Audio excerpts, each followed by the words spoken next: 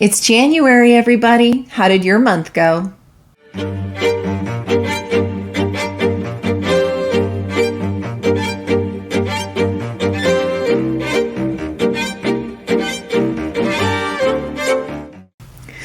So we have wrapped up already the first full month of the new year of 2024. Blows my mind. Anyway, please grab your favorite beverage of choice and welcome to Aubrey Books and Coffee. And we're going to be reviewing some books that I read this month. I cannot believe it. It has been a whirlwind this month between home repairs and chaos of freezing temperatures and fog and weird stuff in the news. And I have just loved sharing this month with all of you with videos and with the sprints when we see each other.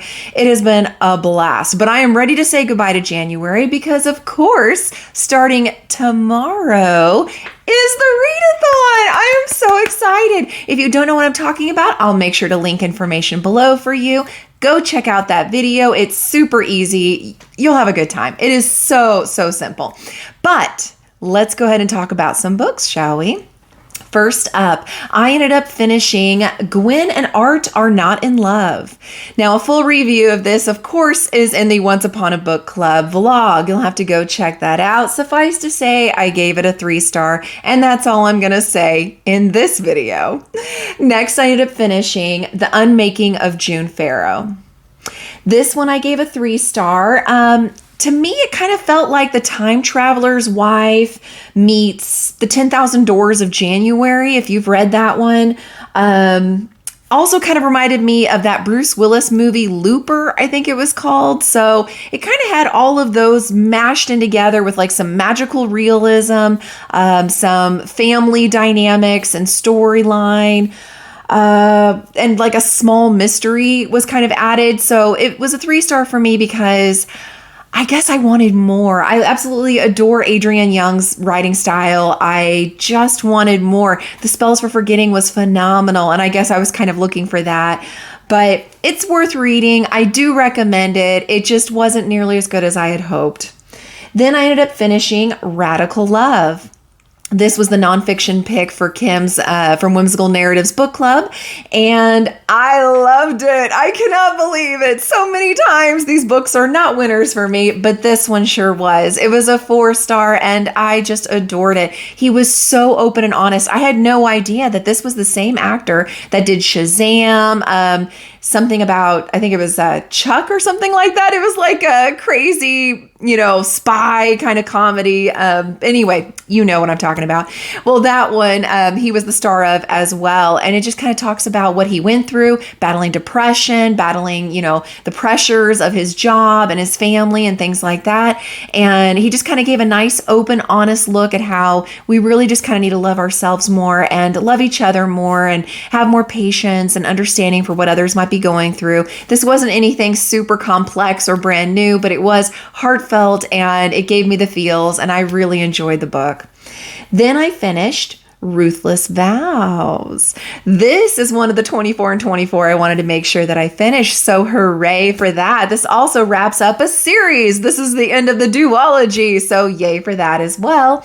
I ended up having a great time. I gave it a 4-star. I loved getting to see what happened with the characters. The wrap-up left me feeling content and happy and satisfied. It's just, this deals more with the war itself that's going on, and that kind of dragged on in places for me, so that's why it wasn't a 5-star like Divine Rivals was, but I still had a great time. I am so not upset with how this went at all, and it will be a beautiful addition on my shelf as soon as it comes in. Then I finished Death by Coffee. This one I gave a 4-star. I'm not normally a huge mystery, especially cozy mystery reader, but oh my gosh, this was so freaking adorable, you guys. It has books, it has coffee, it has cats, it's got a murder. Like, oh my gosh, what more could you possibly want? It was so cute. I highly recommend it. I don't think I actually had anything else to add other than I 100% plan on continuing this series. Then I finished Reputation. Now, you all know I love Jane Austen. I love Pride and Prejudice. I wanted to like this so much more than I did. I did give it a 3-star, but that's a low 3-star because I don't do half stars, or I probably would have done a 2.5 to be honest.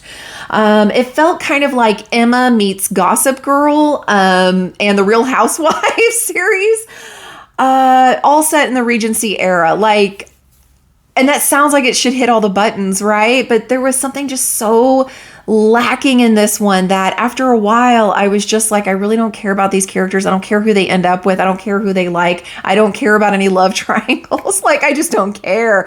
And especially for having hit all the buttons for me, that was so disappointing. Then I finished Omen of Ice. This one I gave a 3-star. I loved the magical concepts that were in this. I love runes. I love that there's these special tattoos going on. I love that some of the magic in their past caused disastrous things to happen. The banter was good. It started great. It's just, the ending was just meh for me. And that middle section just really felt like it was dragging on. And I don't know, there was just something about it that I was so excited because this cover is gorgeous. It's a gorgeous book. The good news is it's up for you guys whenever we do our drawing. The downside is I really wanted to keep it because it was so pretty.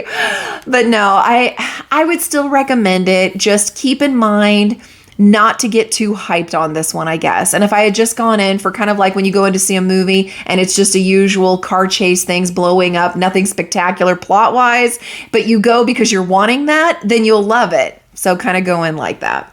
Then I finished A Fragile Enchantment. This I gave a 2-star. It was the book club pick for Liv's book club. It was boring.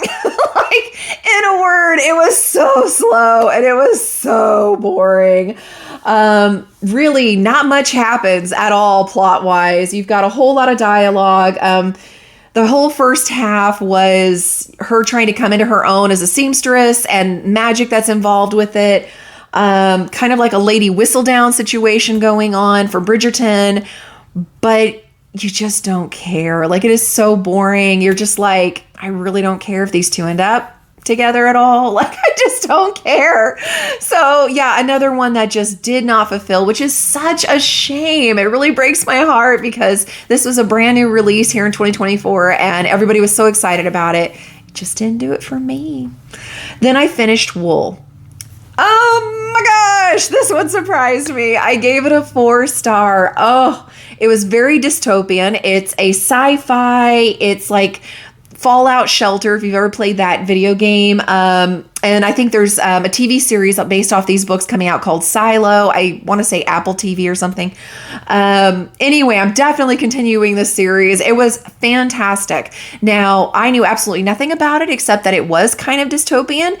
And oh my gosh, it's not just the survival in the Fallout Shelter type situation they're in or these silos that they're in.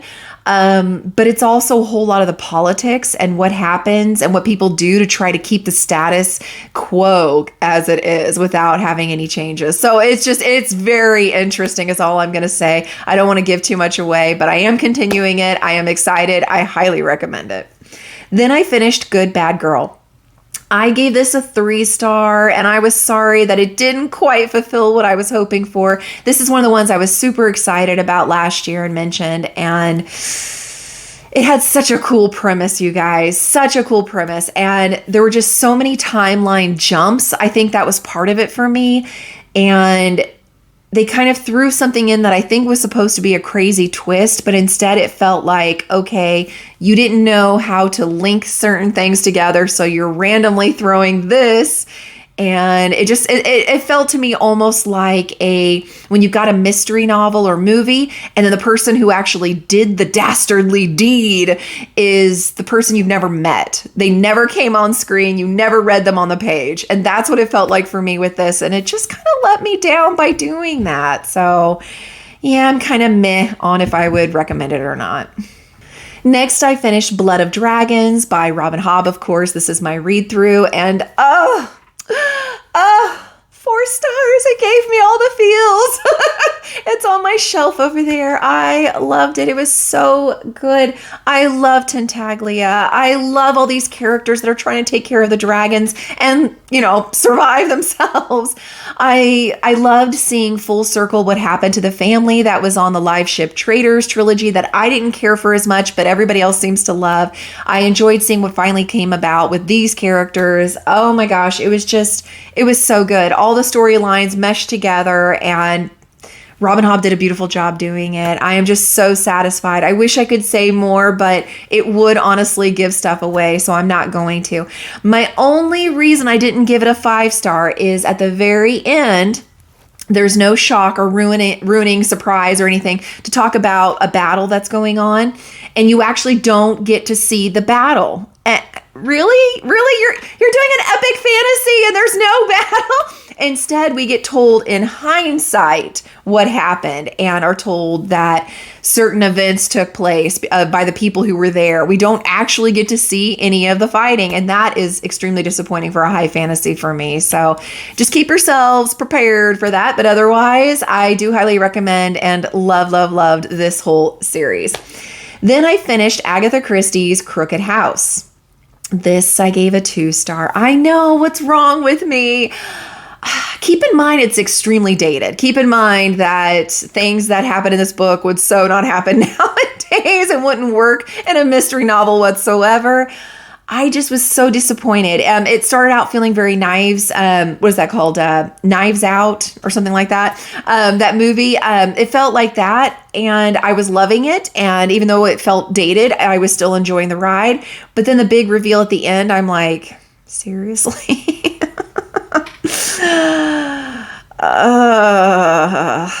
Okay. And I even wondered along the way if that's where this was going, but I thought surely not. And it was, and that disappointed me. So that's why a 2-star. Then I finished Chasm.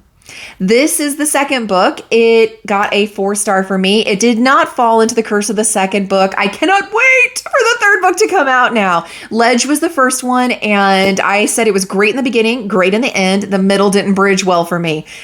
She fixed it in Chasm. Let me tell you, it hits the ground running instantly. And there's, of course, a betrayal and trying to get past it. And, of course, there's romance and there's fighting and there's trying to overthrow a kingdom. And it's fantastic, though. It was so well done. I cannot commend the author enough for doing so well in the second book that I loved the second book better than the first book. I only say 4 stars because, of course, we don't get that final ending, that nice bow at the end, because you have to lead into the third book. So that's the only reason I didn't get a 5-star for me, is I am left hanging and waiting and wanting. But it was absolutely wonderful, and I highly recommend you guys look into this series. Then I finished Prior of the Orange Tree. Finally read it, you guys. Finally read it. This beastie, unfortunately, only got a 3-star from me because it was just much too much for me. It was way too long. It had some really great moments. And when those moments hit, oh my gosh, chef's kiss. But then you would have like 400 pages in between those moments of like it dragged on. It was repetitive in places. I got lost in the dialogue, to be honest. There were times I'm going, okay, I don't even remember who this character is anymore at this point. So for me, it just didn't hit. So because of that, I am actually not going to continue this series, and I'm just going to sell my copy of the sequel. So let me know if you want me to put it on Pango for you. Then I finished Frost. This was my own ABC Book Club pick for the month, and I loved it. 5 stars. It was my first 5-star of the year. I love that it was. It was a popcorn fantasy fae with competition, with a forbidden love, with a stabby female lead who's very quirky and sarcastic and loves to flip off the other fae, and they don't even know what that means. So, it's hilarious. And she's got Oh, guys, she's got the most amazing best friend. I would wish this kind of best friend on everybody out there, all of you watching. I hope and pray you find a best friend like this because, oh my gosh, all the feels. I loved this story. I am 100% going to be continuing this series, and I love that this is what everybody wanted to read for January. Then I finished Bow Before the Elf Queen. This I gave a 3-star. I appreciate what the author was doing with a fated, mate and curses and things like that. But the male was just a little too cinnamon rolly for me. Didn't really have a lot of banter that they had going back and forth. They kind of forced a twist that I feel was done solely for book 2 because it felt like it was almost wrapping up the whole story, which surprised me because I knew there was going to be another one. And then it just and I'm going to throw this out there because I forgot I want it to be a series, is what it felt like to me. So that just disappointed me. So it knocked it from a 4 to a 3. And I maybe would recommend it depending on if you're just dying for another kind of fated love kind of story. Then I finished Planetary. This I gave a 3-star, and Ryan's lucky I gave it a 3-star. This is the one my husband recommended. Remember, it's always dicey if my husband's recommendations are loves or hates. This book would not work nowadays. It is dated as well, and I understand it's a series, and the series gets much better as it goes on. However, I am not continuing it. And the irony here is Elijah, I think his last name is Snow, is the character here you see here in white. That was the whole premise, is my husband was to recommend a graphic novel that had to do with ice and snow and things like that. And so he chose this one because that's his superpower. Ironically, in this entire trade paperback here, you don't see him use his powers once. Not one time. The room just gets colder when he walks in. That's literally it. And the story itself, oh my gosh, there were things that were said that were very sexist, very misogynistic. I feel like it was trying too hard to be like a DC with infinite Earths, and they had a fake Justice League with the characters that are like a knockoff of Superman, Batman, Wonder Woman. It had 90s language and crudeness that just really took away. It had cannibalism for no reason. It talked about certain naughty adult things, but not even in a relationship type way. Instead, just talking about these dens you can go to and be cannibals inside those places. Stuff like that. Why was that even important in the story? Like, it had literally nothing to do with the story. So no, just 100% pass. Would not recommend. The next one that I finished was Scythe. This is the complete opposite. It was the second 5-star of the year. I have had this on my list for forever to read, and it came up whenever I did my TBR game, and I'm so glad it did. It's also dystopian, but I love it. It's like these grim reapers that take lives because in the future, everybody's healed instantly with nanobites that live inside of them. So nobody really gets sick or dies anymore. So they have the scythes that come and take the lives. And it's just, oh my gosh, it was so good. It was like training. And then there was like this forbidden love between 2 of the trainees. And it was a whole lot of, I normally am not big on politics, but the way this was written was just superb. And it wasn't too over the top or over my head. It was very fast paced, 100% on board. Love it. And we'll be continuing this series.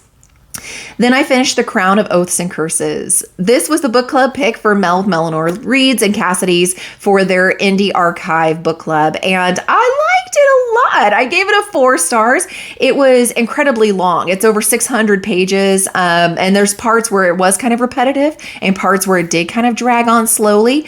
But it was enough of a fast pace and enough of the snark going between the main female and main male, which, by the way, hate him. Not going to lie, the Savage Prince, absolutely hate him.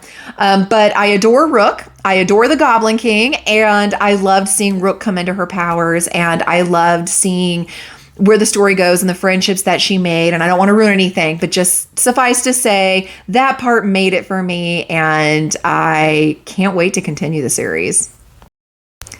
Next, I finished The Ashes and the Star-Cursed King. I am so excited. Oh my gosh, that duology is over. Another series I have now finished for the year.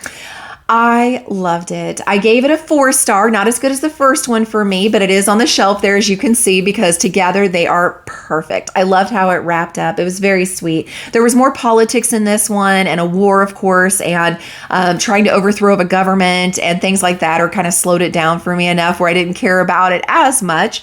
But absolutely love Araya. I think she's absolutely fabulous. One of my favorite females that I have read so far this year.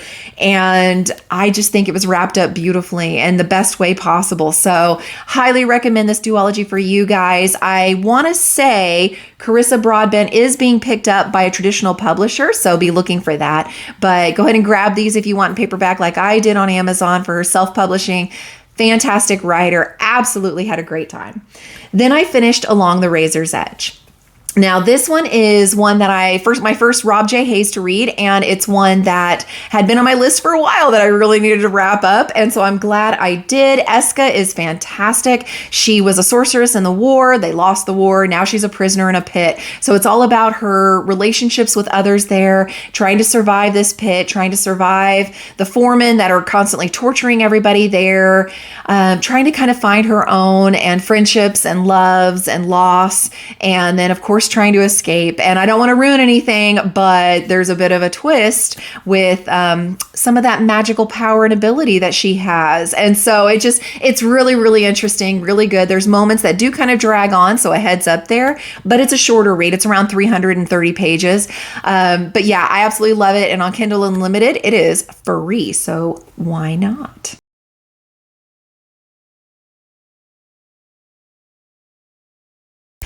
Now, there were 3 books that I ended up DNFing. The first was The Mammoth Hunters. I knew this was not going to be my writing style. Everybody kept saying, start with the first one. And I'm like, I'm telling you, I just know me. This is not going to be my writing style. So it fulfilled the prompt for the Trivial Pursuit game, which I was happy to have done, but nope, and nope. I gave it 100 pages, not me. Then I DNF'd Stealing Snow. I'm so sad to do this because the premise sounds amazing. I thought it was based off of Snow White, but it's actually more the Snow Queen. But still, she's got great writing. I love her writing style. It's just, unfortunately, the characters were very one-dimensional for me, and it just felt like the story wasn't really progressing very fast. And some of the stuff that happened was like wait a minute, what? I know this is a fiction, but it's kind of like magical realism too. And I don't think this would actually happen like this. So it was just very disappointing and kept taking me out of the story. So after 100 pages, I had to DNF it. Then the last one was The Adventures of Huckleberry Finn. I know this is a classic, but oh my gosh, you guys, I literally got 15 pages into it and 20 different times the N word was used. I'm not kidding. And I understand it's dated. I understand it was different back in the times, but along with that, just the way that he wrote these characters, like they weren't very intelligent and things like that. It broke my heart. I'm glad that we're not reading books like this anymore, I hope. At least I'm not. And I just couldn't stomach it. I just really could not tolerate it. So I DNF'd it. So forgive me. Don't be mad. Don't be sending me hate mail. It just wasn't for me, okay? Now let's talk about some NetGalley. Woo! Love those advanced copies. First, I finished Extinction. This one I gave a 3-star. It felt like Jurassic Park meets a 1980s cop show because there's a murder that's happened in this park, only it's woolly mammoths instead of dinosaurs. What made it go down and become disappointing for me, though, was, again, that slow progression. It was so boring. Sometimes the author would go deep in the weeds on the science or deep in the weeds on the, how the cops were handling the murder investigation. And then at the very end, you find out what it was that killed this couple. And it was, again, just kind of like, well, then why did we even have woolly mammoths? Like, what was the point? This could have been an entirely different story. So yeah, it disappointed me. The next NetGalley that I finished was New Bad Thing. This I gave 3 stars, but it was much better, a much higher 3-star. I enjoyed it more. It felt very Alias meets Red Sparrow to me. I really loved it. I love that it was set in Paris and Italy and all over, so we got to kind of get the world building around that because those are places I've never been to, so I love getting to read about it. I love that we have this couple and they're trying to survive, and lo and behold, she's a spy. And so she's having to do things to keep her husband alive and other things I don't want to spoil, but it was really good. And the wrap up at the end was really, really well done. Then I finished Who Haunts You? And for this one, I gave a 3-star. I love that the main character is neurodivergent. There's not enough books of this out here. And especially with Katie, my daughter having been diagnosed ADHD this year, and my husband now getting tested and being diagnosed ADHD as well. It just is near and dear to my heart. And I loved hearing all the different things, like what the character does with, her fingers and stuff to try to calm down when she gets stressed and stuff like that. My own daughter does. So I absolutely loved this. I recommended it to her as soon as I finished. It was really good. It was very spooky and kind of haunting. It is a YA, so expect that, but I do highly recommend it. The next NetGalley that I finished was Last to Leave the Room. And this one I gave a 2-star. It was so slow and it was so boring. If you are all about the politics and love politics, you'll love this. If you at all get bored on politics and aren't wanting a book solely about politics, skip this. That's all I can say about that. So, last but not least, quick little wrap up. I was fantasy heavy, mainly in my genres this month. I read 10,500 pages total. No surprise, audiobooks were my main driving format. I did most of my borrowing from Hoopla this month, which was really nice. Love them. My average star rating was 3.4. And of course, I'm doing the Oregon Trail. I still have 2,065 miles to go. I did not meet the minimum requirement that I broke down to make sure I finished by the end of the month. So I have to now draw an Oregon Trail calamity card. So let's see what negative consequence happens because I wasn't walking like I should. Oh my goodness. Oh my goodness. Be nice. Be nice. I got cholera. I did.